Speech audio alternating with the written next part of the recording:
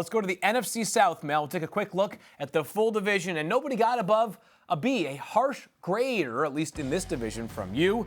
But the Panthers and the Falcons were the two teams that I want to discuss. The Saints and the Bucs both got Bs as well.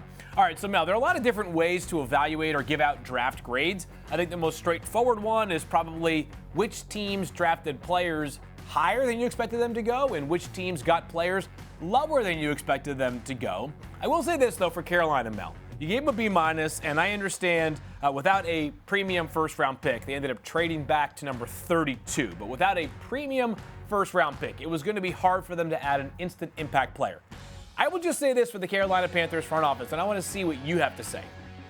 This team has spent so much time this offseason making the pieces around Bryce Young better.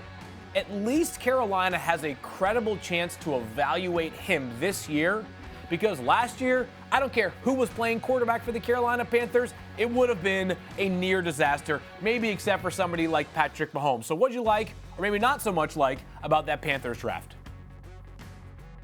Well, yeah, you have no offensive lineman. I think I look at the receiving entities they were able to get. Xavier Legette, nice pick where they took him. He's not A.J. Brown. I know the comp's A.J. Brown. He's not A.J. Brown. I want to know why a one-year wonder had that kind of ability, and he had one great year with Spencer Rattler. So the A.J. Brown comparisons, I think, are a little exaggerated. Jonathan Brooks is coming off an ACL November 11th. How much of an impact will he have? If he gets back to full strength for 2025, I think he'll be a really good player. I get that. So I'd like some of the Jatavion Sanders, to me, never showed for his skill set, and that's why I put Ben Sinnott ahead of him. I kept waiting to go back to the tape. Jatavion Sanders never really was the elite guy you thought he could be. Maybe another year would have helped him. But I think there's a lot of potential there with some of these draft choices. Legette is kind of that guy you want to see. Was the 1 year a reflection of what he's going to be? Or was the 1 year maybe making him a little overrated because he hadn't got it done to that level until that point? So I think there's some key guys, some wild cards that will determine the fate of whether Carolina Panthers had a great draft or just an average draft. Okay, we have to move to the Falcons now, Mel, because no team has been discussed more over the past 3 days, and no pick has been discussed more than Michael Penix Jr. going 8th overall. Mel, I'm just going to hand the floor to you. You empty out all your thoughts on this pick by the Falcons. A lot to unpack here, Field, so let's go back and forth. Michael Penix Jr. I thought was a major reach. 24 on the board, you take him at 8. With that said, Terry Fontenot, I love what Terry said. He said, we had strong conviction. He didn't have to agree with me or you, Field, or anybody else. I love the fact that he said we all loved Michael Penix Jr. because you're better to take him at 8. Okay, you have a 36-year-old quarterback in August coming up, and Kirk Cousins off an Achilles, right? So now it's a win-win you created. The most important position in all sports is quarterback. We keep saying that. Why are we critical then? Okay, you take Michael Penix Jr. My point is he's 24. He can't sit for 3 years. This is not Jordan Love. This is not Aaron Rodgers coming out who needed to change his delivery and be developed, right? He wasn't the same quarterback what we saw at the end of his career at Cal to what he was 3 years later. And they didn't even know what they had because they drafted Brian Brom in the second round the same year that he became the starting quarterback. They didn't even know what Aaron Rodgers would be. So this is not anything like that. Michael Penix Jr. is 24 and he's ready to go. And you're taking a guy ready to go and you're saying, no, you got to sit for 3 years? That's a bunch of hogwash. There's no way in hell he's sitting for 3 years, Field. If that's the case, you're sitting there drafting. The only way it's a win-win, though, the only win-win here is if Kirk Cousins gets the job done and he takes him to a Super Bowl. Because he's been a plateau quarterback who gets you to the playoffs, and he's 1-3 in the playoffs. He lost to Daniel Jones a couple years ago, at home, by the way, right?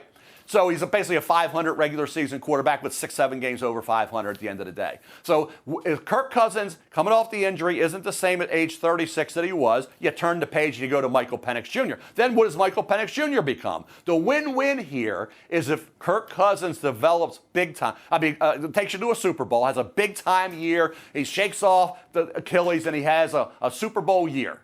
And then Michael Penix Jr. takes over in a couple years, 3 years down the road, and he develops into a great quarter. That's grand slam. So we have to see, Kirk, is he still a plateau? And what does Michael Penix Jr. develop into? So they put themselves in a position where it could be a win-win Field. My thing is, they got Rook, they got Trice, and they got the other pass rusher, Dortlis. Yep. Somebody's got to make up for not getting Byron Murphy II and also not getting Dallas Turner. Okay. So that's the end of the day. Those guys are pivotal on the defensive side. So, Mel, I'll say this, just to go back to the Michael Penix Jr. pick here for a second. What you just laid out is like, hey, if they win a Super Bowl with Kirk Cousins and then become great with Michael Penix Jr., it feels to me like Atlanta is almost justifying the pick with like outlier results as opposed to process, right? Like the process is what I keep coming back to. You mentioned how you agreed and you appreciated that Terry Fontenot had conviction. I like conviction as well.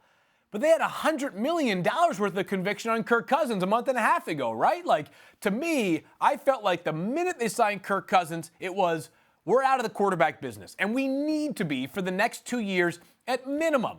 If they draft a quarterback in 2 years, that's fine, because at that point of Kirk Cousins' deal, he'll have just $10 million in guaranteed money left over, which for a quarterback is basically nothing. But I just find it so unlikely to justify over the next 2 seasons having Michael Penix sitting on the bench with Kirk Cousins making $50 million in cash over each of the next 2 years. And maybe it's 45, but still, it's a whole lot, Mel. And you could have had any of these defensive players. Mel, I would have taken Rome Odunze before I took Michael Penix Jr. for the Atlanta Falcons. I don't care if they have Drake London and Kyle Pitts and there's only one football to go around. I would have taken Rome and just said, at least this guy can play when Kirk Cousins is playing as well. Hey, I'm with you, Field. I'm with you 100%. What I'm saying for them is they're saying we won't be picking 8 anytime soon with Kirk Cousins as quarterback. Yeah. Kirk Cousins is 36 years of age. He needs like somebody to be the heir apparent. Now we got the heir apparent. So that's why I can see why he did it. I don't agree with it, but I can understand the rationale behind it.